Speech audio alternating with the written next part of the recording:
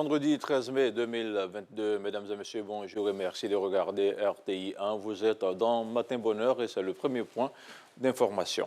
Le président de la République, Alassane Ouattara, a reçu hier jeudi les lettres de créance de 5 nouveaux ambassadeurs accrédités en Côte d'Ivoire en qualité d'ambassadeurs extraordinaires et plénipotentiaires. Il s'agit de Omar Ibrahim Mohamed Al-Dada de la Libye, Abdoulaye Diori du Niger, Gilbert Naïa Nabina de la République démocratique du Congo, Domingos Bernardo Feliciano Pacheco de l'Angola et de Ferrer Tamas André de la Hongrie. Le président Alassane Ouattara leur a adressé ses chaleureuses félicitations pour leur désignation. Il les a assurés de l'engagement du gouvernement à les accompagner dans l'accomplissement et la réussite de leur mission. Les 5 diplomates ont pour leur part relevé la qualité exceptionnelle des relations de coopération qui existent entre leurs pays respectifs et la Côte d'Ivoire. Ils ont aussi pris l'engagement d'œuvrer à leur renforcement et à leur diversification.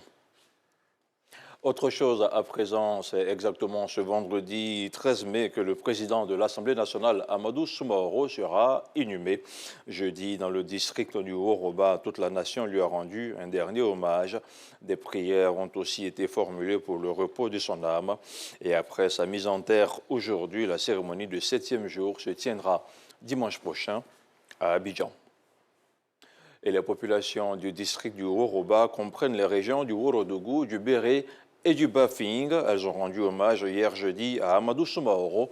On a assisté à cette cérémonie, sinon ont assisté à cette cérémonie plusieurs partenaires, plusieurs parlementaires, des ministres et des présidents d'institutions. Les 2 chambres du Parlement ont aussi pris leur part de deuil en témoignant de l'illustre disparu. On regarde ce reportage. Place de la République de Séguéla, lieu choisi pour cette cérémonie d'hommage des populations à Amadou Soumaoro, le défunt président de l'Assemblée nationale. Naturellement, le florilège de reconnaissance aux disparus commence par celui de la circonscription électorale qu'il représentait à l'Assemblée nationale, à savoir les sous-préfectures de Bobi, Diarabana et Séguéla. Le district du Haut-Roba, dont est issu Amadou Soumaoro, lui est aussi reconnaissant. La vie d'Amadou Soumaoro se confond à celle du Haut-Roba. Il était mu par une ambition de grandeur et de développement pour sa région, pour le district du Haut-Roba et pour toute la Côte d'Ivoire. Homme de conviction et d'action, toujours proactif, spontané et dosé d'un incroyable don de soi, Amadou Soumaoro a investi son énergie, ses moyens, sa santé, sacrifié sa vie personnelle pour l'aboutissement de son idéal politique, incarné par la personnalité de son Excellence, M. Alassane Ouattara. À cette cérémonie d'hommage, les 2 chambres du Parlement ont aussi pris la parole. Toutes reconnaissent le mérite et la contribution de celui qui était appelé Tchomba à la vitalité de la démocratie ivoirienne. Souvent, la densité, la qualité des actes posés au cours d'un mandat valent mieux que la durée de celui-ci. Amadou Soumaoro, président de l'Assemblée nationale, seulement de 2019 à 2022, a gravé son nom dans les annales de cette institution par l'adoption et la promulgation de la loi organique portant statut de député, dont il a fait l'épine dorsale de sa gouvernance dans son accession à la présidence de notre institution. Sur le plan international, le président Amadou Soumaoro s'est employé à faire rayonner le Parlement ivoirien, notamment au sein de l'Assemblée parlementaire de la francophonie.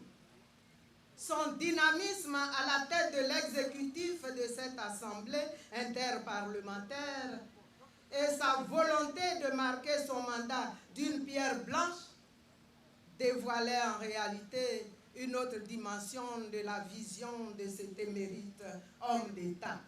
Le RHDP, son parti, n'oublie pas le combat qu'il a mené aux côtés du président Alassane Ouattara depuis plus de 25 ans. Amadou Soumaoro, en 1994, lorsque nous décidions de créer le RDR, il a été le premier à s'engager et à prendre sur lui de dire qu'il était prêt à mener le combat autour de l'idéal de l'homme pour qui chacun de nous a mené le combat et continue de le mener. part dans le pardon, dans la tolérance, parce que Dieu l'a voulu ainsi. Mais ta mémoire restera gravée pour le combat que tu as mené pour ton pays, pour le président Alassane Ouattara et pour le Woroba. Tchomba, que Dieu te reçoive dans son paradis. Tchomba, tu vas retrouver tes homos. Tu salueras Amadougon Koulibaly. Tu salueras Ahmed Bakayoko. On ne vous remplacera jamais. Honorer la mémoire d'Amadou Soumaoro, mais aussi la perpétuer en enseignant aux militants l'engagement et la loyauté dans le combat.